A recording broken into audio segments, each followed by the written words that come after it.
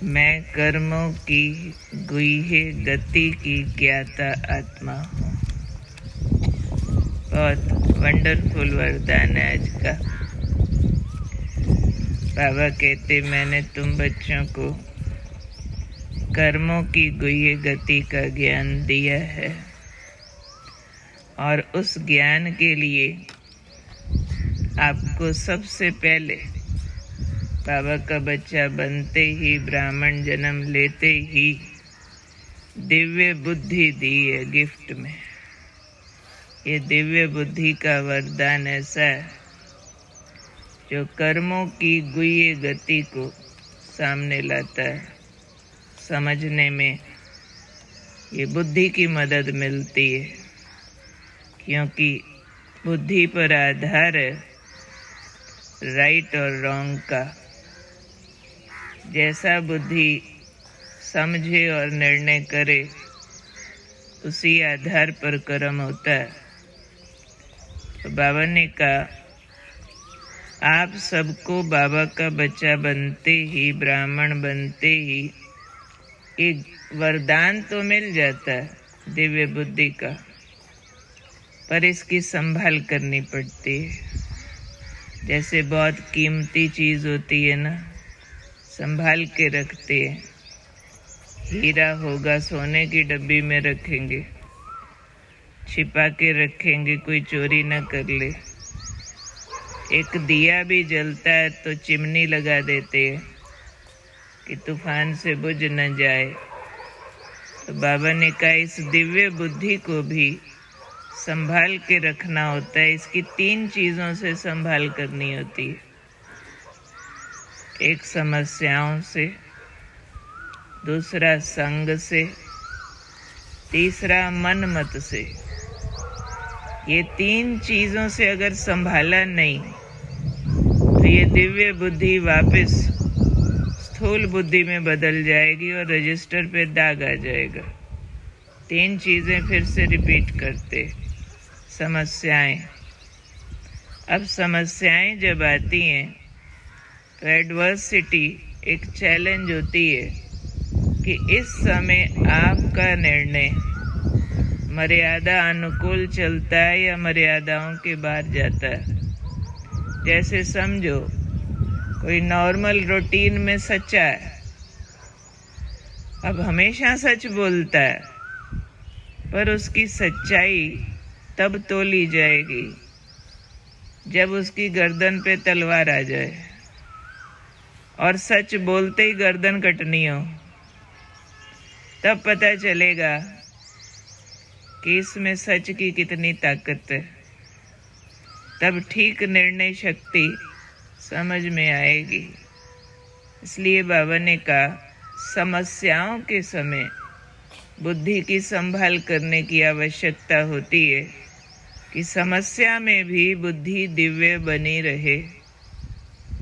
आप दिव्य निर्णय लेते हैं, कोई दिव्य गुण की धारणा पर आप अड़ जाते हैं और आपकी निंदा होती है, लोग आपको बिल्कुल गलत समझने लग जाते हैं।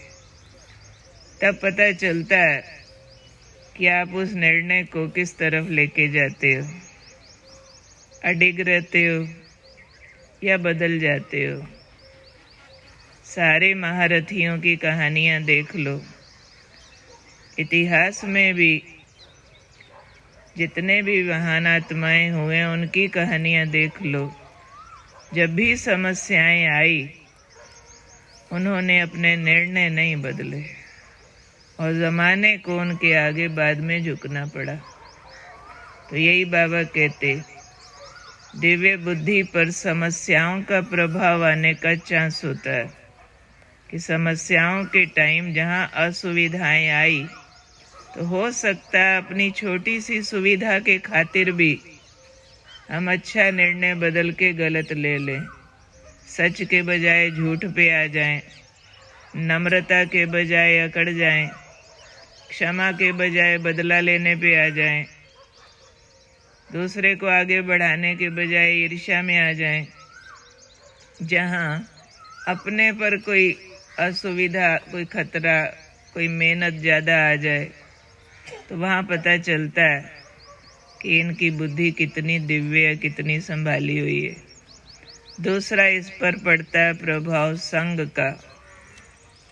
ऐसा संग मिल जाए जिसको हम बहुत अच्छा समझते हैं, पर वक्त आने पर वो निर्णय उल्टा पुल्टा लेता है, तो हम उसके निर्णय को विधान न मान लें कि यही नियम है, यही कानून है, और उसके प्रभाव में आकर अपना यथार्थ निर्णय भी बदल दें। तो संग का भी प्रभाव पड़ता है बुद्धि पर, समस्याओं का भी प्रभाव पड़ता है। तीसरा है फिर मन मत। लंबे काल की मन मत अंदर रजिस्टर होती है। अपने समाज से संबंधित एटीट्यूड, अपने सुख दुख से संबंधित एटीट्यूड, जो अपना पुराना संग्रहित ज्ञान होता है, वो हमारी मन मत फॉर्म करता है, जिसको हम दृष्टिकोण कहते हैं। उस अनुसार मेरी मन मत कहीं मेरी दिव्य बुद्धि को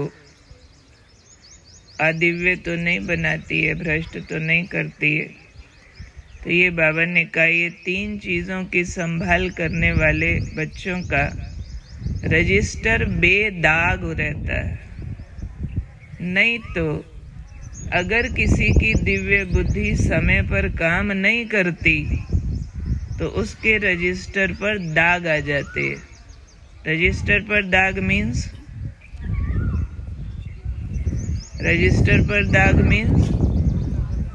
कोई ना कोई विकर्म हो जाना, गलती हो जाना। और फिर बाबा ने कहा, समझो अगर रजिस्टर पर दाग आ गया तो कर्मों की गति अति गुह्य है। अति गुह्य कर्मों की गति क्या कहती है कि कर्मों के फल भोगने पड़ते हैं, उससे बच नहीं सकते हैं। तो सारी दुनिया इस समय कर्मों को कूट रही है। कर्म कूटना माना अपनी गलतियां भुगत रहे हैं। जो कभी किसी जन्म में भी आत्मा ने कोई भी विकारों के वश होके कर्म किए हैं, दिव्य बुद्धि के बजाय पापमय बुद्धि से कर्म किए हैं, तो उस पापमय बुद्धि से किए हुए कर्मों को बाबा कह रहे हैं रजिस्टर पर दाग। तो जो दाग आए हैं उसको लोग कर्म कूट रहे हैं। पर बाबा ने कहा, आप ब्राह्मण बच्चे कर्मों को कूट नहीं सकते। आप ब्राह्मण बच्चे तो हमेशा यही गीत गाते रहोगे, वाह मेरे श्रेष्ठ कर्म वाह, वाह मेरा श्रेष्ठ भाग्य वाह। आज भी देखा ना, ये भी तो आपके महान संकल्पों का परिणाम है। प्रकृति कैसे साथ देती है, कैसे मौका निभाती है। तो अपने कर्मों की गुह्य गति की ज्ञाता बनकर के हमने बाबा द्वारा मिले हुए दिव्य बुद्धि के वरदान को कायम रखना है, और उस वरदान के द्वारा श्रेष्ठ कर्म करते हुए उसके श्रेष्ठ परिणाम से वाह वाह के गीत गाते रहना। अपने रजिस्टर को बेदाग रखना। उस रजिस्टर पर कभी काम के दाग, कभी क्रोध के दाग, कभी ईर्ष्या द्वेष के दाग, कभी कड़वी वाणी के दाग, कभी किसी तरह के तेरे मेरे के दाग न लग जाएं। क्योंकि दाग लगते टाइम मालूम नहीं पड़ता, बड़ा आसान लगता, परंतु दाग लगा हुआ कभी नहीं मिटता। कहावत है, गीत भी बना हुआ भक्ति मार्ग का, कर्म का लेख मिटे न रे भाई। कर्म की लेखनी से जो हमने एक बार लकीर लगा दी ना, दुनिया की कोई ताकत, डायरेक्ट बाबा भी कहे मैं माफ कर दूं, इम्पॉसिबल है।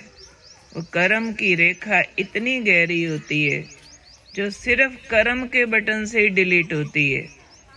एक विकर्म के बदले 100 पुण्य कर्म करना पड़ता है, तब वो रेखाएं पुरानी डिलीट होती है।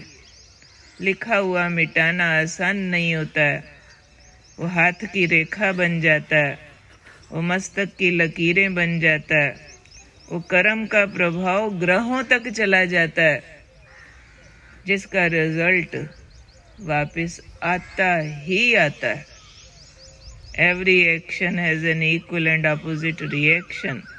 पर आज एक्शन है, रिएक्शन 1 साल, 10 साल, 20 साल, 100 साल बाद भी आ सकता है।